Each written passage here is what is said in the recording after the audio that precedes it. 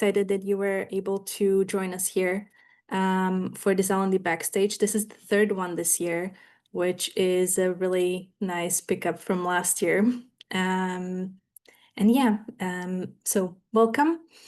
Before we jump into the actual topic, and I will hand over the mic to Nas to talk about the actual exciting topic that we're here for today, I will provide you with a little bit of an overview of what L&D Backstage is about. And you can also let us know whether this is the very first time you're attending L&D Backstage or if you've attended before.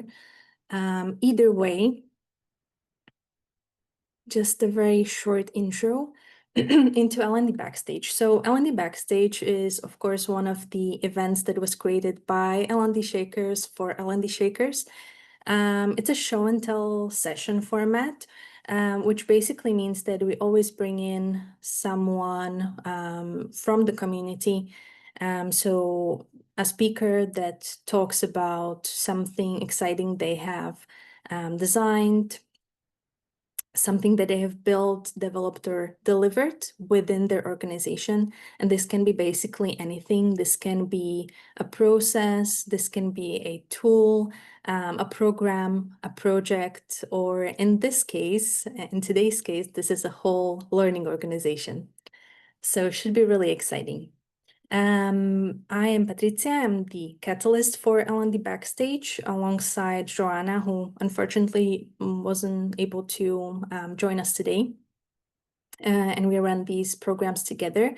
Of course, if this is something that speaks to you and you would like to be a host or speaker for one of the future sessions, you can reach out to us. I will share a couple of links towards the end of the session, and you can join us there. So that's a little bit about L&D Backstage, and now back to what we are going to be talking about today. So as I already hinted, we'll be talking about learning organization, more specifically, how to create a learning organization that is very sturdy. So a learning organization that isn't easily swayed by change, learning organization that's very scalable, and most importantly, learning organization that is very deeply anchored and rooted in collaboration with business. So it doesn't grow only on its own, but in collaboration with business as well. Today's speaker is going to be Nas Christakos, which you can see here in the bottom right corner, and here as well. And Nas is a lead knowledge management consultant at SimCorp. He has background in service management and knowledge management, but his scope is actually much broader. So he's also driving change within learning organization and overall organizational development within his organization. So without further ado, I'm just going to hand this over to Nas to actually talk about today's topic. Nas. Thank you very much, Patricia. Thank you, everyone, for being here. It's very nice to be talking with peers about our learning organization and be sharing our journey through it. Now, before I say anything more about SimCorp and the learning organization, I think it's always good to be establishing a baseline for our common discussion, because it will help me as well adjust and plug some things that might be important for you. So my first question to all of you is, what is your biggest challenge in organizing learning? Please write in the chat, like just for 1 quick minute.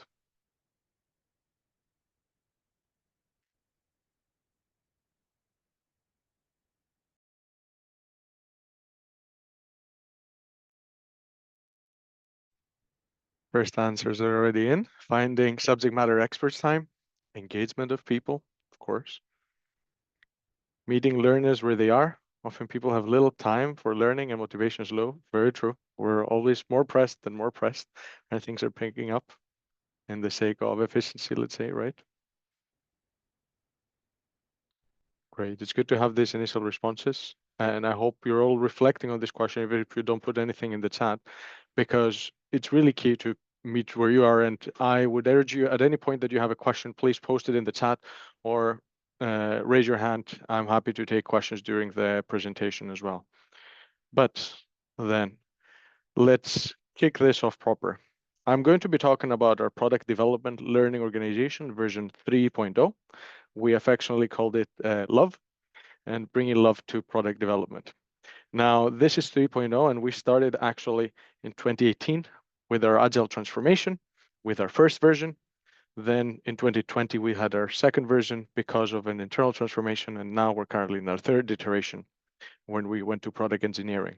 Don't worry too much about these bullets, we will cover it next, but I want to put it in the context of the evolution that we have experienced over this time. So what we want to do is to provide the right learning to the right people at the right time. And this is our core mission, and we're going to be revisiting this. And in SimCorp, we are kind of the intersection between technology and finance. We'll write right there. And that is because as an organization, we work with clients that are in investment management. We have 800 plus clients, 3,000 employees, and these are all the stats for you to understand the company a bit more. But basically, we provide some of the leading software when it comes to front to back multi-asset investment management solutions.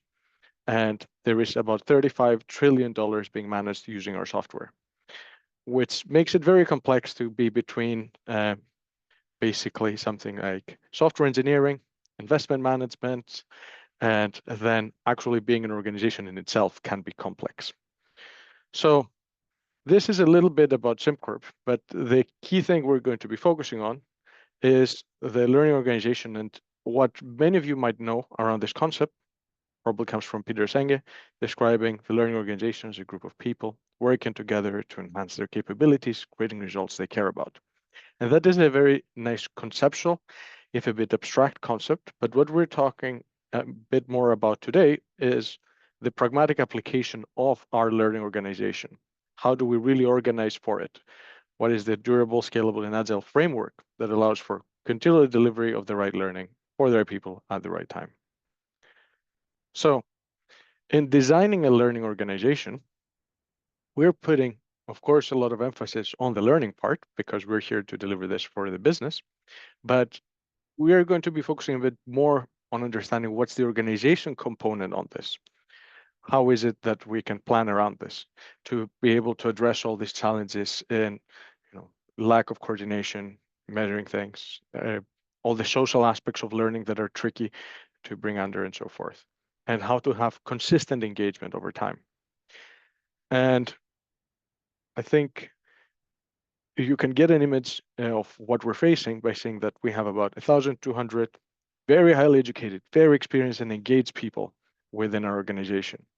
Now, they deal with very complex subject matter across the different domains we're enmeshed with, and they're grouped dynamically, and they have different professional hats they wear at different times. Now, professional affiliation, if we say that it's like that, and then job roles cut across, we might have good ideas, good knowledge, and learning needs all across the organization. And this is fantastic, and this is exactly what we want to be happening because we want a diversity in terms of the knowledge that we're dealing with. Now, in being a centralized learning function, which is very typical in most organizations, what would happen is that somebody will come forward with their learning need, and we can cater to this. However, can very quickly become a bottleneck for learning solutions because everybody is trying to come to us to get their learning delivered. Now, this scales only by adding some dedicated headcounts, which add to the costs of learning as well. And at the same time, we could never really centralize the core knowledge of the organization in these learning consultants that we hire. And we have spin at times and attrition resulting in a roller coaster. But I would like to paint that image even a bit further, because let's say that we want to have 100% of effort dedicated to learning at all times. Naturally, we have normal workload fluctuations. Different things are defined, different scopes, etc. This is still not the roller coaster. The roller coaster that comes is that You have a very competent learning consultant there doing their job, and for whatever reason, they might leave the team or leave the organization. Suddenly, our team has to focus on hiring a new person and onboarding them, etc.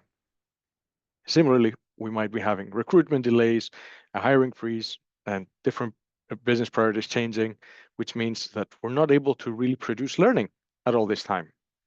And this makes it so that the organization is not happy with learning and we're not able to perform our job well.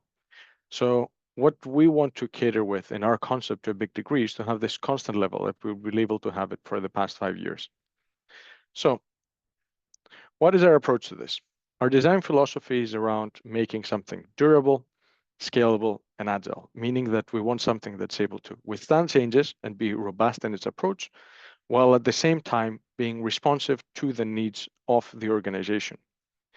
And this is where our question had come in and we're trying to start to answer really on how do we organize for learning. But I have another question for you in this that I would like you to answer in the chat. Who is it that, oh, this is out. Who is it that makes learning decisions in your organization? Let's take a minute again. Please write in the chat.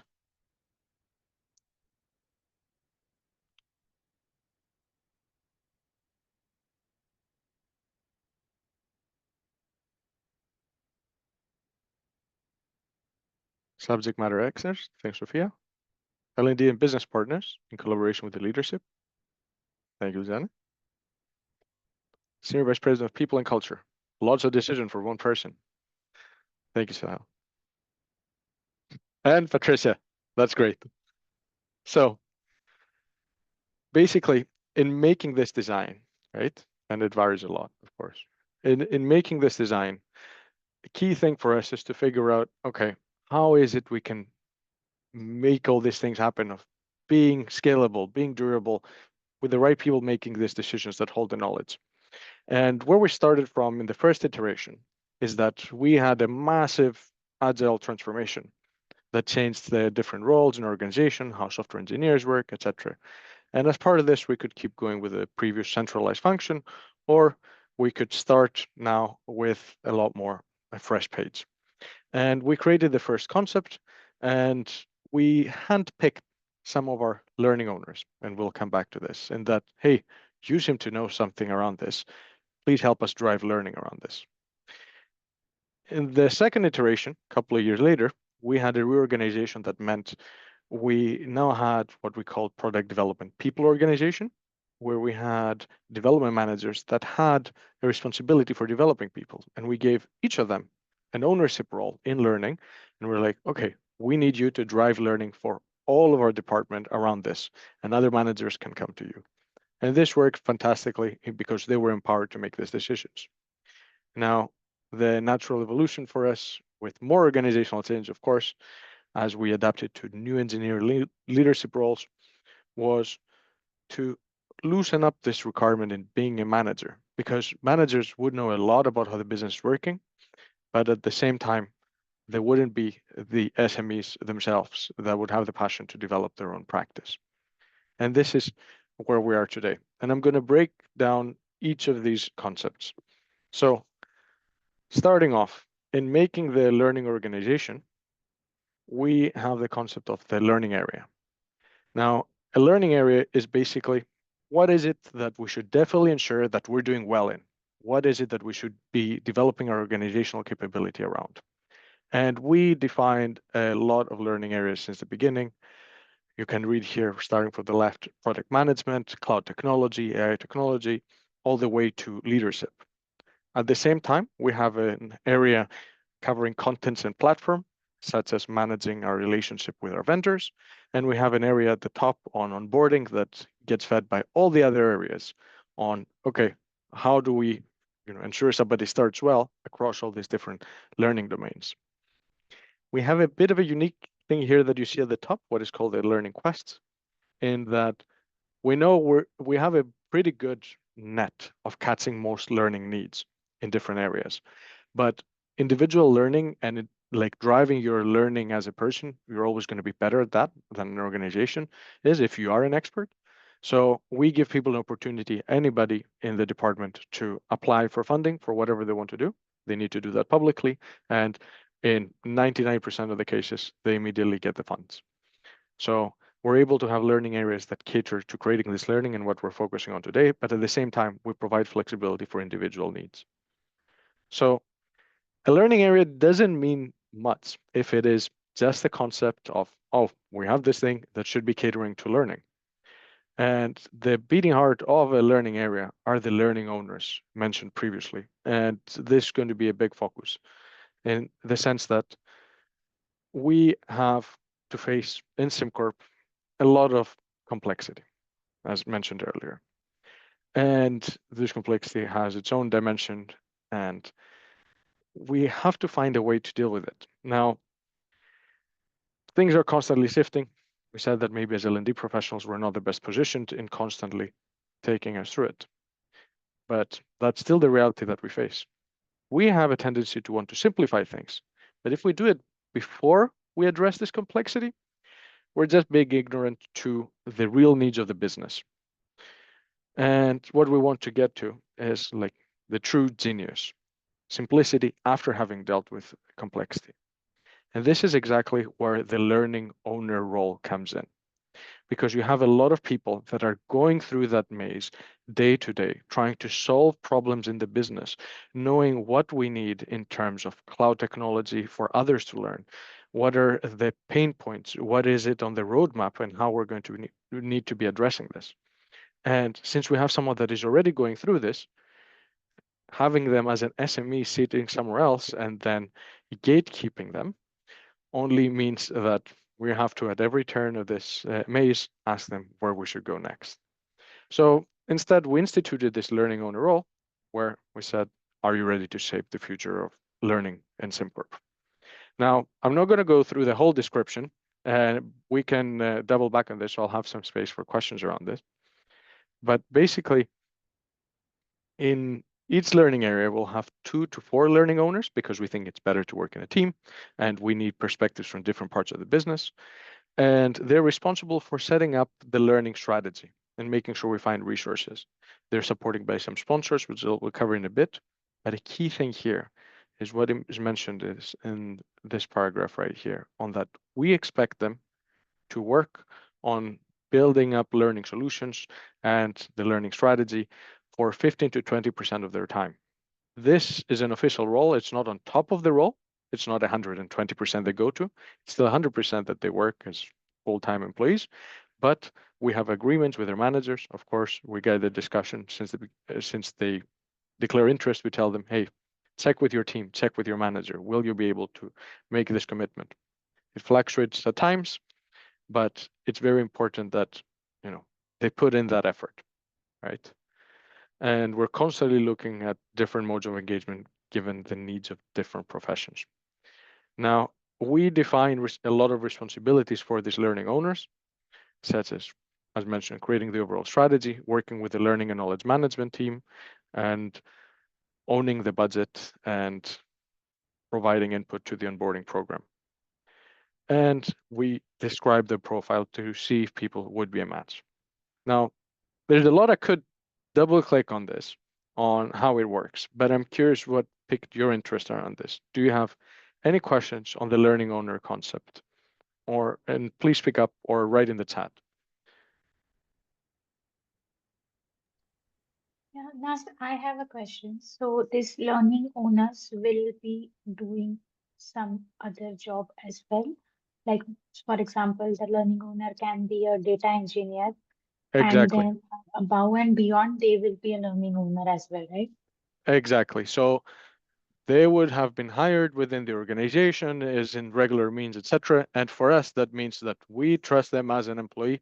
And if they have the intrinsic motivation and want to drive learning, right, they don't need to be the foremost expert, but they want to drive learning forward, then if we're able to create that space for them, it would be they keep that role that they have as a data engineer, software engineer, machine learning engineer, product owner. And then we have this agreement with their manager. We have goals together with their manager and provide feedback so that we ensure that they can do their regular role. and do this at the same time. And it's a constant dance. I hope that answers your question, Snehal. Yeah, yeah, it does answer, but I think it sounds a bit like wouldn't it be a bit overwhelming for those people because they are doing two jobs at the same time? Of course, not the So full-time learning owner, but still. it can be difficult, but the main way that we're addressing this is that we want them to deal with learning issues that are part of their job. So Mm, instead of like only solving it locally, these are people that want to ensure that we solve it consistently. And I think mm, this leads to your question, Lisanne, as well. I'll read it for the recording. How do you ensure learning solutions have a consistent quality that fits the values of the organization and how you want people to learn? So the first thing around this is that we value diversity within the business and that there is different perspectives and people have different needs. So I would say fits the values of the organization. We try to embed this everywhere, but what people want to learn might come from learning owners' interactions and they'll know what they need to learn better. For ensuring quality, consistent quality, this is what my role would be in assisting the learning owners. So we'll cover this on the support system that they have. Then the next question by Sophia is, we have a similar setup. However, it is not as formally acknowledged. In your view, does that make a difference? 100% I would say would for our case, Sophia. And I think we can cover this a bit more why it makes a difference in the next section where we discuss the sponsor role and the learning board. Because the legitimacy we get to provide our learning owners and like really ring fence their time is what can lead them to create the solutions. And I think there is a lot of people engaging their communities and it's fantastic. And we want to take it to the step of like giving that power to the community. Next question, Lisanne asks, how do you see this concept work in smaller companies? So that's an interesting one. Maybe, Lisanne, we can take this in the end, because I think once we do the whole thing, it might make sense to pick different stuff apart. And then Sudeep asks, in the selection of the learning owner, voluntary and linked to their performance evaluation in terms of responsibility, or it's an opt-in, and then we need to have everyone think of quality output. So it's an opt-in, right? Somebody puts their hands up. Sometimes we do recruit people very targeted. We don't do broad calls. Hey, we did it in the beginning of it, but when we have an opening, we will post it, but this is not what we rely on. We rely on like, hey, who are people that are already driving this learning, reaching out to them, talking with their managers, maybe sometimes beforehand to ensure that they could take the position if they're interested, and so forth. I hope that answers your question, Sudeep. Super, thank you. If there's no more question of the learning owner role, we have a couple more roles to cover next. I don't see anything in the chat. Of course, we can double back if needed. So, learning owners, absolutely key. But the thing is, in our current model, they're individual contributors. They are people from within the business and they know their practice well, but maybe they don't have the visibility into the strategy of the organization, the decision making that is necessary, where we're heading, the direction, what is really being discussed in leadership forums. And that is why we instituted the learning sponsor role. So we assign, and this is somebody assigned by the senior management team to be the learning sponsor for the learning area, which means that they're responsible to provide that sparring, support, that strategic insight, that direction, and on top of this, to act as basically a proxy within the learning board. The learning board is the collection of learning sponsors together with senior management that makes decisions on which areas should we have, which learning areas should be there, right? Learning owners, of course, are within their area, but they cannot decide in others. They do make recommendations on, hey, we need a front end area dedicated around these things. Great, we'll bring it to the learning board because they can decide for our research allocation a bit better. And as part of this is also that the learning board makes decisions on the allocation of the learning budget. This is quite a key point in this presentation for our organization for budget for learning, because the situation before we started this learning organization was that you had learning budget centers everywhere in the organization, which meant if you wanted to do a broad cutting initiative that would serve everyone, you basically had to go begging from department to department to pitch into the pot, which is a very bad position to be in in order to drive systematic, consistent change. So I'm very glad that my current manager, my boss, and who had the initial inception of this said, okay, I will pull this together. And he was able to pull it through. That's him in the picture right there on the side. And basically, he made sure that, okay, all learning budget supported by our chief product officer is in the learning organization. And that learning budget is now put in the hands of the learning owners. They don't need to ask me for permission on what they spend money on. They will know better if a solution makes sense. They get a part of the pie that the learning sponsors decided, and they can go ahead and spend it as they see fit. So in order for them to have a bit more support, we have the learning forum in the sense that, okay, I care about cloud. I'm going to be putting in a lot of effort in making sure that I find the right providers of learning and share the knowledge that I saw in this project with all around the company. But being a learning owner is hard. You have to deal with that complexity. And it's unique in its theme, but as a practice, they share that practice. They're all learning owners. So I feel quite privileged that I'm able to host this learning forum every month. And we get together as a meeting there. And we get together and we say, hey, what challenges are you facing? What ideas do you have? What input do you need from the other learning areas, from the other learning owners? Not everybody is going to be showing up. That's natural. We have a couple of options. But we always get discussions that dive into the issues that they're facing. It's never recorded. It's never shared with anyone outside. We're not reporting this to anyone. This is a community of practice for them to be able to discuss these issues of what it means to be a learning owner, what are the challenges that we're facing around organizing for learning.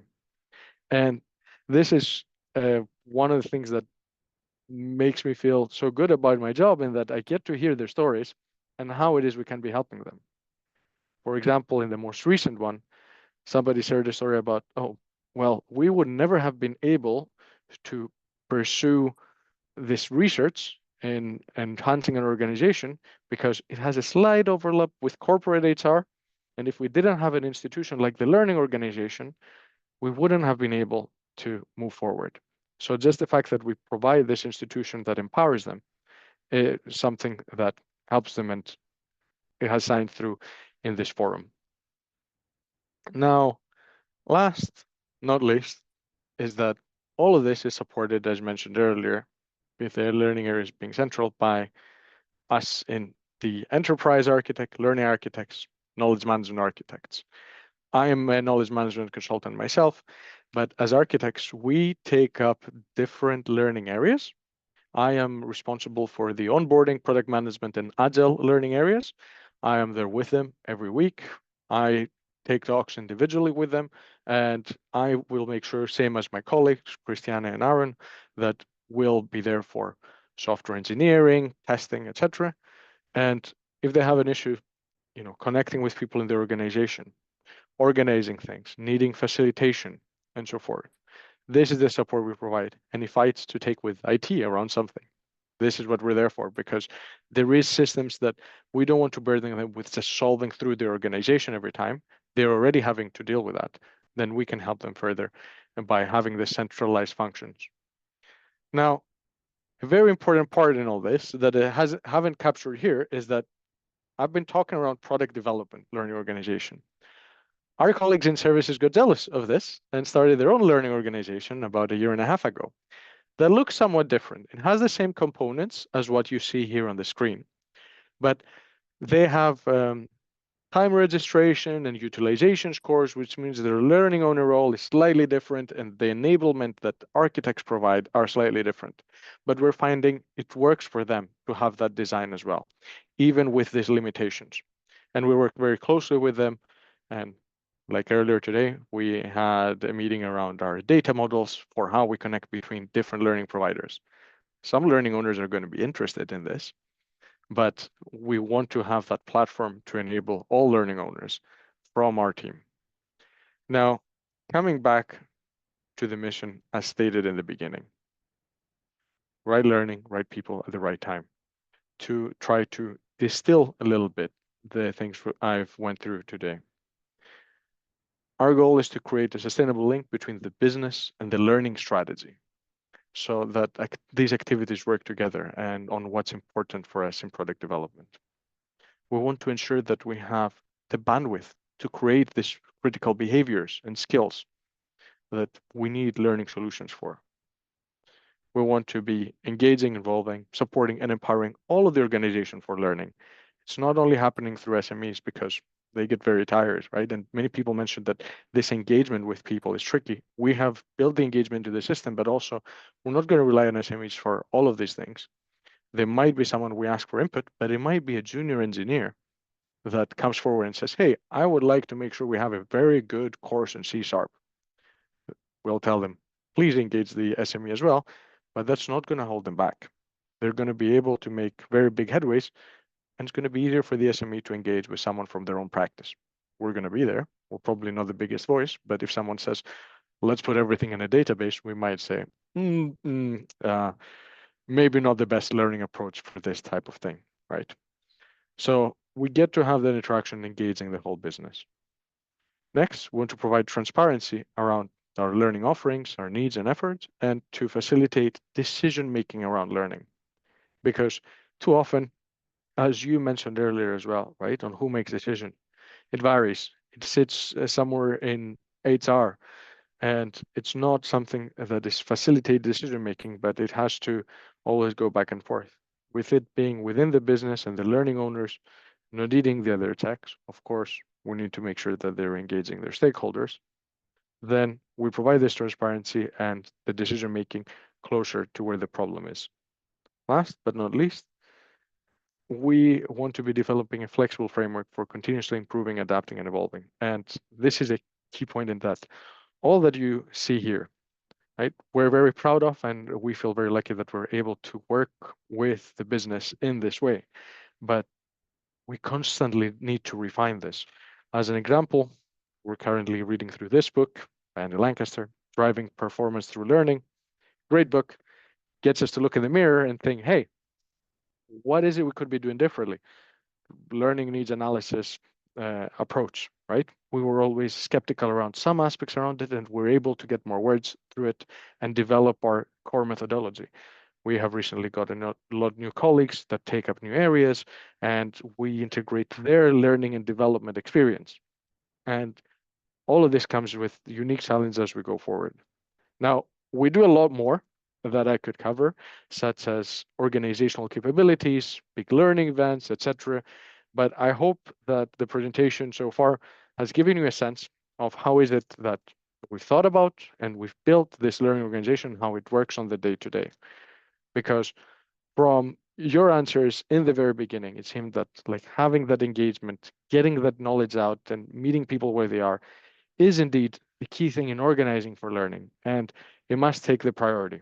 And we sometimes need to set it up so that others can take the lead in this. So I'm very curious for questions now. I'm going to stop sharing and I can go into the organizational capabilities part, but this part is going to be a lot more on maybe also going back to your question, Lisanne. So, Percy, very curious about this learning needs analysis approach. I feel the regular methods are not very agile. They take a long time in a fast-changing world. Spot on. There's a whole chapter on this. That's why I really like it. But we've also been, the way that we've been approaching it is that we have the learning owners decide on what is it they should be taking forward. Sometimes, of course, they're having trouble having visibility in the rest of the business, but we tell them that, okay, as long as you have communicated and provided people an opportunity to provide that input and you're thinking through this, we trust that your intrinsic motivation in finding the best solution, in trying things out and iterating is what's going to drive it. That's a book, Patricia, thank you.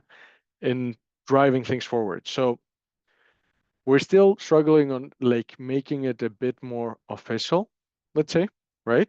That we capture in paper, because a lot of the things that end up defining what we do for learning are, everyday frustrations, strategic roadmaps, and ongoing projects.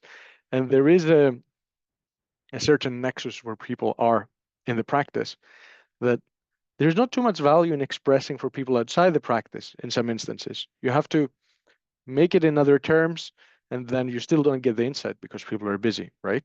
Etc. You need these communication efforts, and we do help them.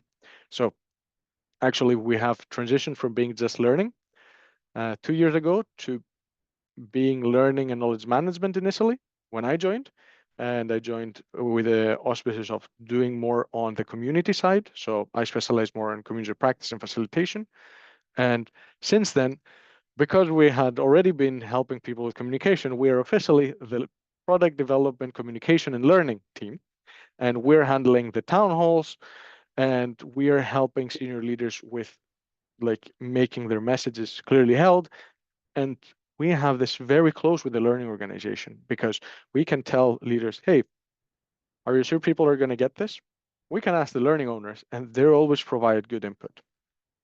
So I hope that like answers your question, Dan. I don't think it's a done deal as an approach. But I would say putting trust in people and not having it be, oh, is it very cleanly defined as the measure, right? The measure is not that. The measure is, have we checked with people?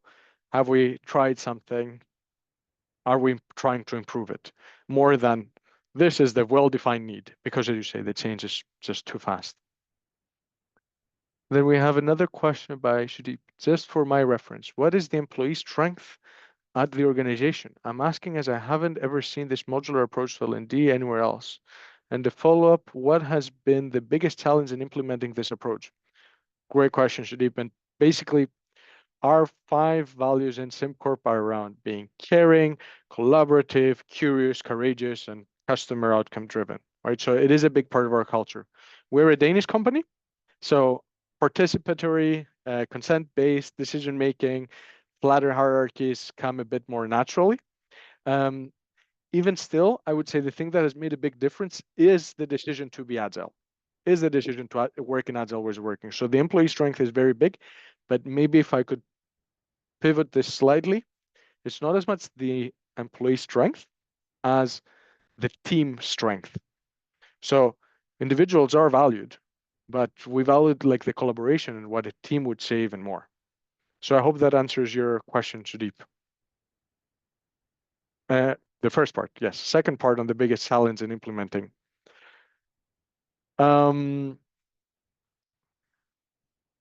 That's a lot of personal experience, and it can vary from area to area, and every learning owner is unique on where they are, right?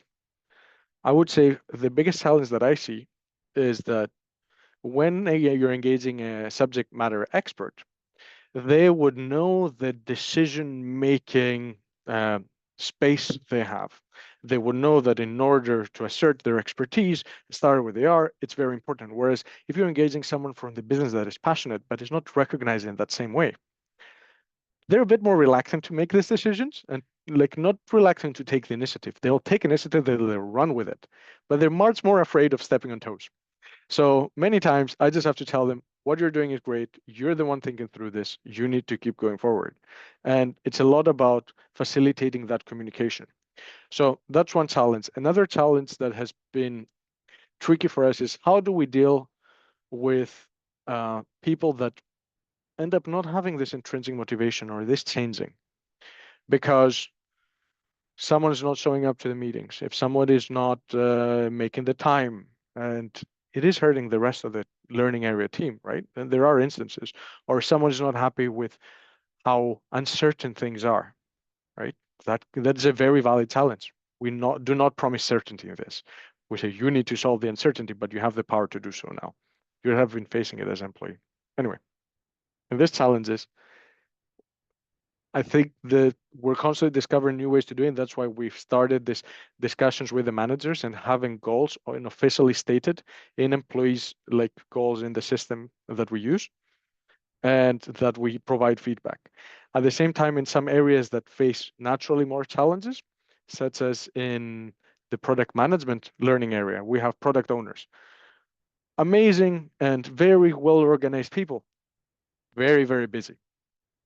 it's not workable for a system like that in the same way. And then we steal a bit of the concept that our services people had, and we have them more in an advising capacity, and we use other hands, let's say, in this. So we're figuring out some more hybrid solutions in individual areas. I hope that answers it, Sudeep, unless you have any follow-up to this. Let me take some water as well.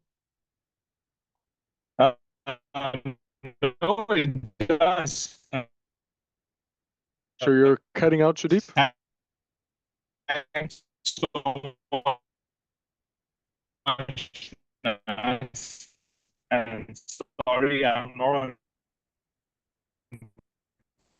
camera. Unfortunately, your audio is cutting out, Sudeep. If I can ask you to write it down. Thank you. But I really like the last part of your. Sorry, is this better? Yes, that's better. Thank you. What did you say? I'm going to try again. Is that better? Yes. Okay, Please go ahead. super. I'm sorry, I'm outside in a low network area. That's why my camera's not on. I think great. I really like the second part of your answer.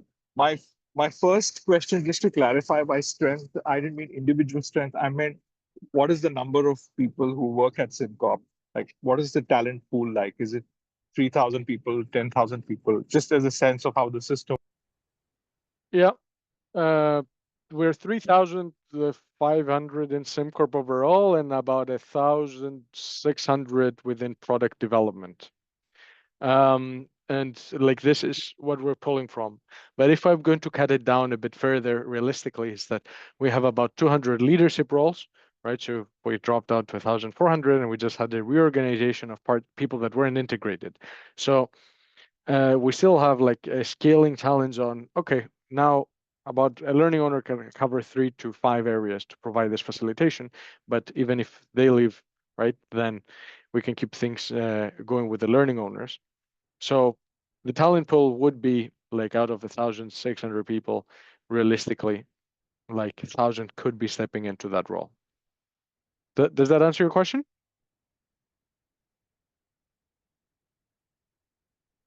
No, of course. It does. Thank you so much, Nas. Thank you. Happy to help. Lizanne posted in a question on it helps. Oh, thanks. If you're close to the business and learning sits where the problems are, more formal needs analysis may even be necessary. Many times, like the book mentions coaching discussions. Our approach has been a lot exactly in like helping with this alignment, right? Because in doing more knowledge management myself, I'm not as concerned in like the specific operations of any individual business. I have to get to understand it if I have something that would need improvement in embedding good knowledge management practices. But you know, the strategy team needs to be publishing something. They might need some help with a SharePoint. I know what is happening in so many different places, and together with my peers in the team, right, we get to hear those problems, and we use very much this network approach instead of saying that, oh, we have created those boxes are getting filled consistently, and this means we're doing the best thing. There is, so this is veering a bit more on the knowledge management, the cross-organizational side, but we also have a system called the virtual conferences, where every month we host sessions that is voluntary presentation. It's voluntary to sign up for the list to receive the invitations. Still, more than half of the company signs up, and people just turn up to hear about different topics that they find interesting. So we are enabling this discussion on an ongoing basis. And in this, we see what topics have been defined, what others are asking us to cover. Yeah. Actually, I do have like a bunch of learning needs analysis tooling, but in the end of the day, where the pressures come, when the complexity is too high, right? I'm going to solve the complexity to simplify my life, not to necessarily solve these problems. Whereas if the learning owner is solving it and they're simplifying their life, they're solving the actual problem. So this is kind of where it goes. How do you measure success of the learning solutions the learning owners initiated? Great question. Another big area for learning overall. So we have this concept of the organizational capabilities. I can show you a little bit on what it means, but basically every learning area is also an organizational capability in the sense that we define what do we need to be able to do collectively as SimCorp, not just product development, to be successful as a company. What does that mean in product management? What does that mean in onboarding, etc.? Like onboarding, it means to have a fast time to competence that balances the socialization of employees and so forth, right? So let me show you quickly. Let me share again. What is the right screen? That should do it. Did that work? Can you see my screen? Great. So all these different learning areas, we call it OrgCap, Organizational Capabilities Radar. Basically, we ask all management roles, and we have made this mandatory, to rate what is their perception of where we stand in the different areas, with 0 being, I never observed this capability anywhere in the PD organization. No people in the relevant roles have this knowledge or competencies at the required level. Horrible. 3 is, I frequently observe this capability. Most people in relevance have it, needed to at the required level. And 5 is, I constantly observe it. All people have it, most above. So we ask leaders for their feel of it. And then we have this green area where it's between 3 and 4. If you have above 4, it probably means you're over investing in building up this capability. If you have under 3, you're not doing enough. So we have this subjective perspective from leaders on, hey, are we doing well enough when it comes to cloud technology? Are we doing well enough when it comes to product management and so forth? So we get this assessment from leaders to be able to judge it. And the thing that makes it really interesting is how these opinions differ according to people's job roles, to their organization, to their location, and to their tenure in the company. Now, this is for judging overall how we're doing in this area. And it's not just about learning, it's other things. It's our ways of working, it's our communication and sense making. It's if we're hiring the right people as well. So we use this as part of our functional strategic reporting to our executive committee as well. But this is where we get to have a high level view. And as part of this, we also define focus capabilities, as we call them. So here is an example from our AI learning offering. This is a bit old. I just pulled an older slide in this it's a focus capability that we're able to provide role-based learning for AI, that we're able to facilitate practice and knowledge sharing around AI and facilitate innovation journeys from idea to production. And then we map the learning offerings that help serve that focus capability and what we have in the pipeline around them. Now, this is on the bottom right, you can see the example of an older definition we had that we ask people to judge. We're capable of using our knowledge and skills of technology to establish SimCorp as an adopter of AI and internal processes of reliable and secure AI-powered solutions in our products and services, and more to it. So we judge it on that level. On individual solutions, it can be a bit trickier because we don't want to place also too much stock on satisfaction polls, happy seats, etc. So it's much more engaging with the leadership in assessing where we are continuously. We have it on the broad level, but also on a day-to-day, like learning owners, ideally, sometimes facilitating the meeting for the learning owner to be able to tell that the different offerings are working. We have gaps, we know we have things to work on, but we try to make it a bit more bespoke, and it is scaling well because they know that, hey, do you have a problem on this area? This is the learning owner to talk to. You're not going to go to someone that has a responsibility on all these areas, doesn't understand the context, and then they need to do the investigation before they come back to you. Discussion is almost immediate. Maybe to ensure that we cover the rest in the final 7 minutes, let's see. Was there a theoretical model or other organizational examples you base yourself on? You'd have to ask Ken for that. He is the one that incepted part of this. I think he was inspired by different things. A very big thing was that we were very close to the leadership that run the Agile transformation. So there was a lot of input on how is it that we want the business, the actual product development operations to look like, and it was marrying it with that. I can't point to any other specific references as such. It was very much designing over time, iterating. It started with learning areas and learning owners. And maybe the thing that inspired part of it is that we saw learning owners being similar to product owners, if you will, and define the role based on that. So amalgamation of different things. Sudeep, great. And then Sudeep has a comment on the radar is super interesting as a measure. This leads me to think if you publish the charter of learning principles or a model that everyone agreed with in the first place. Great question.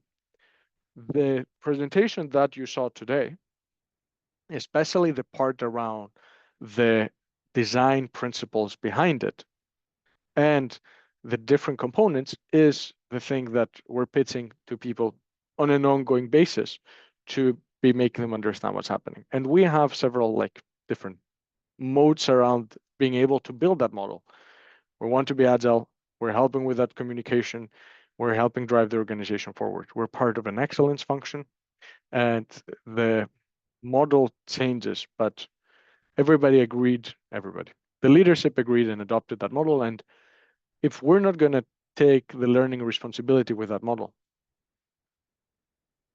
people don't want the other defaults of, okay, just get someone external to do a one-off, etc. We're able to sustainably provide for them, and they know they have a learning owner there. So I would say we're pitching the learning owners consistently to everyone, but charter and defining needs, it's only what I showed you today in terms of the overall mission. So I hope this is a bit of a peek under the hood at what's happening in SimCorp's product development learning organization. Maybe to add from a personal note, the fact that we're able to work with communities so closely and empower people is great. It's very complex, and it can have a lot of meetings at times. And we had a massive learning event 2 weeks ago, but I was able to call for a massive event around software engineering, get some of the learning owners that are not passionate and tell them, what do you need to hear? Great, go find someone that can talk to that topic. Work with them to make it relevant for yourself. I just had to keep cheering them on, right? And they made it happen. Sure, we did some logistics as well, but the important thing is that we had important topics come through. So I hope you got something out of this. I'm very happy to connect on LinkedIn and answer more questions and so forth. But we are 3 minutes out from the end. So Patricia, I'll hand it over to you for any due process we might need to cover. Thank you, Naz. This was great. I'm sure that the attendees were able to get a lot of little nuggets of knowledge from you. So thank you so much. I have posted just a couple of links into the chat, our personal LinkedIns, if you want to connect with us, the whole sign-up form. And then we have another L&D Backstage happening on July 15th. It will soon be on Luma as well, so you will definitely be notified. If there is anything in particular you would like to share with Naz, you can also pop that into the chat. We will be really glad to see your feedback as well. But I think we can wrap it up here. Thank you, Naz, once again. Thank you to everyone for attending, but also actively participating. I think it went great. Have a great day. Thank you, everyone, for your engagement, and any feedback, any follow-ups, would be happy to hear from you. Have a great day ahead. Bye, everyone. Thank you so much. This is great. Thanks. Bye, everyone.